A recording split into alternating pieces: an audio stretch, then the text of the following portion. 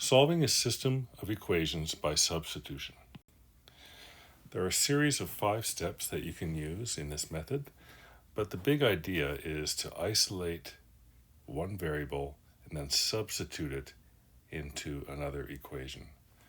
So the steps are simplify and stack if necessary, isolate a variable, you may have to scale if necessary, substitute into the other equation, solve for the variable, and then solve for the other.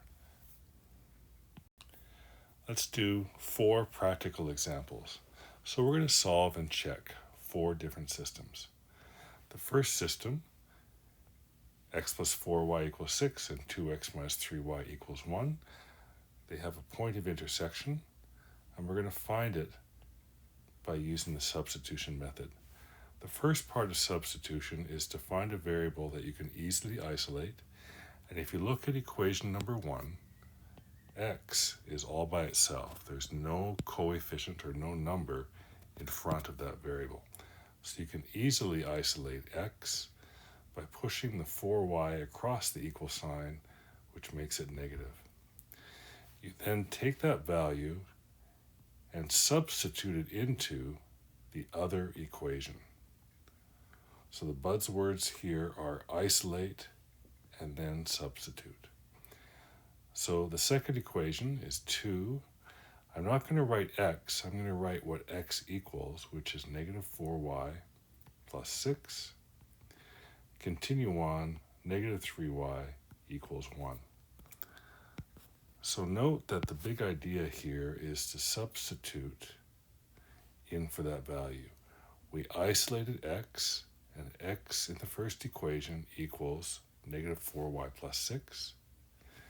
As we wrote the second equation, we started with 2x, but instead of writing x, we wrote what we manipulated equation 1 into letting x equal. And then we continued on writing equation 2 as you see it. And what this accomplishes is the ability now to solve for one variable. So here we have to expand our bracket and then simplify. So 2 times negative 4y becomes negative 8y. 2 times 6 is 12. Bring down the negative 3y and the equals 1. I'm going to collect like terms, negative 8y minus 3y. Push the 12 across, it becomes negative, and bring down the 1. Simplify to negative 11y equals negative 11. To get y all by itself, divide both sides by the coefficient of y. Anything divided by itself cancels out and becomes 1. And you're left with y equals 1. You can use any equation you want to find the other variable, but I find that the easiest when using substitution is the equation that you manipulated to isolate the variable.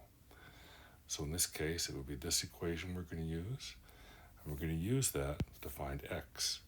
X is already isolated, so sub in this time for y. Y is 1, so instead of writing y, you write what it actually is, which is 1, and bring down the 6. So now x equals negative 4 plus 6. X equals 2. You have now found the point of intersection of those 2 equations, so the POI in alphabetical order, x and then y, is 2, 1. To do a check, I'm just going to write what the point of intersection is, what coordinate I'm checking, and then we go back to our original equations and we check it left side, right side. So the original equation, number 1, is x plus 4y, that equals 6. So no equal sign. Give myself some direction here. The second equation is 2x minus 3y, and the other side of that equation is 1. I'm going to sub in my values. 2 is x, 1 is y, 2 is x, 1 is y. Solve each side. 2 plus 4, 6. So you can see that on the left side you have 6, on the right side you have 6. Therefore, the left side equals the right side. In the second equation, 2 times 2 is 4, minus 3, which is 1. And again, the left side equals the right side. And you have checked, so you can say clearly now that therefore the point of intersection is 2, 1.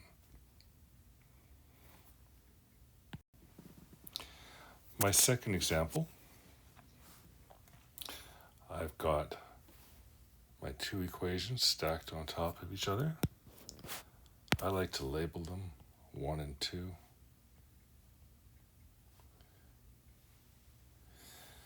And I'm going to manipulate my second equation to isolate for y. So y is going to equal negative 7x.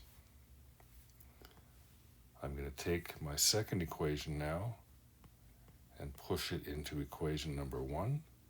So 5x minus 3y.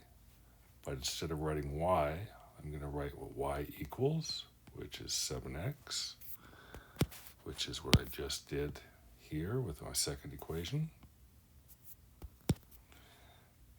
5x minus 3y minus 2 equals 0.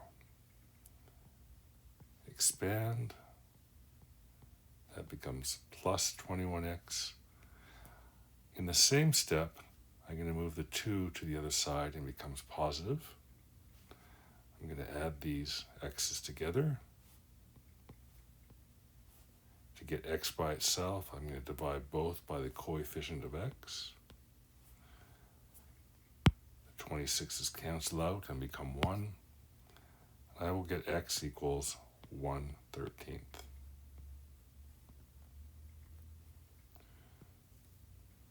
To find y, I'm going to use this equation that I used to isolate y and substitute in. So y is going to equal negative 7, and then the value of x, which is 1/13. And y therefore equals negative 7/13. So the point of intersection that I'm going to check alphabetically again, 1/13, negative 7/13. I'm going to write the value that I'm going to check at the top. I do this so I don't lose track of the coordinate that I'm checking. I'm going to write my equation without equal signs because it is a check. So 5x minus 3y minus 2. The other side is 0. And the second equation is 7x plus y, and the other side is 0. I'm going to fill it in before I solve each side. So 1/13 minus 3 times negative 7/13 minus 2. And on the second equation, again 1/13 plus negative 7/13. I love to use brackets when I'm subbing in a negative value. And now if you remember your fraction rules, when you're multiplying a whole number by a fraction, there's that hidden 1 underneath. So I'm going to jot that down to remind myself. And now it's top by top, bottom by bottom, numerator by numerator, denominator by denominator. You'll get 5/13. A negative times a negative is a positive, so plus 21/13 minus 2. I'll keep going. Add the two fractions with the same base. You get a bigger fraction. Reduce it. And you're going to get 0. Now the one thing I haven't been good at here, and I'll just put it in red so that it's clear. Remember to use equal signs all the way down. Okay, on the other side, you've got 7 times 1 is 7 thirteenths plus negative 7 thirteenths, and that becomes 0. So in both cases now, the left side agrees with the right side, and so I can confidently say that I have checked my solution. So therefore, the 3 dots, the POI is 1/13 negative 7 thirteenths. Third example. My 2 equations. Here I have a choice. I can isolate x or y from equation number 2. I'll go with x, which means y is pushed to the other side. And now I'm going to take equation number 2 and put it into equation number 1. So 2, I'm not going to write x, I'm going to write what x equals.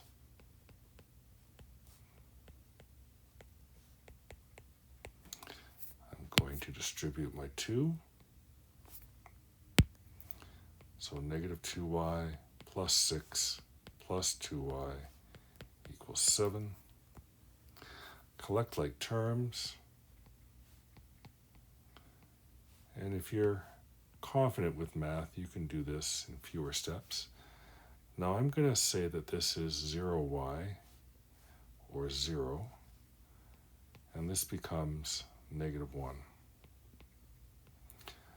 Now you've got a solution here that doesn't make sense right away. But if you look at my first choice, 0y equals negative 1, there are no values of y that make that statement true. So there are no values that make it true. Okay?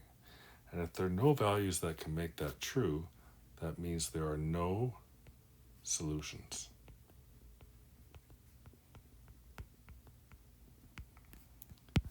And if there's no solutions to a system of equations, that would mean that the 2 lines never touch. And so you have a case now where your system is a set of parallel lines.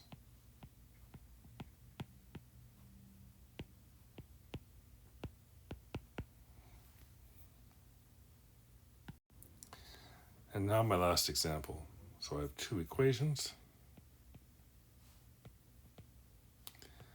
In equation number 1, I can easily isolate y by putting it to the right-hand side. It now becomes positive. Take that and put it into the other equation, equation number 2, 6x minus 3. I don't write y, I write what y equals. Carry on and complete my second equation. I'm going to distribute the 3. So it becomes 6x minus 6x plus 9 minus 9 equals 0. You can see that this is going much the same way as the previous example. There is a little wrinkle compared to it, however, in that you're going to get 0x equals 0. Or, in fact, 0 equals 0. For illustration purposes, this is a little more meaningful. So in this case, there are an infinite number of values of x that will make the statement true. Which means that you've got a line and another line that are on top of each other because they have an infinite number of points of intersection. So if that turns out to be the case, then you have coincident lines.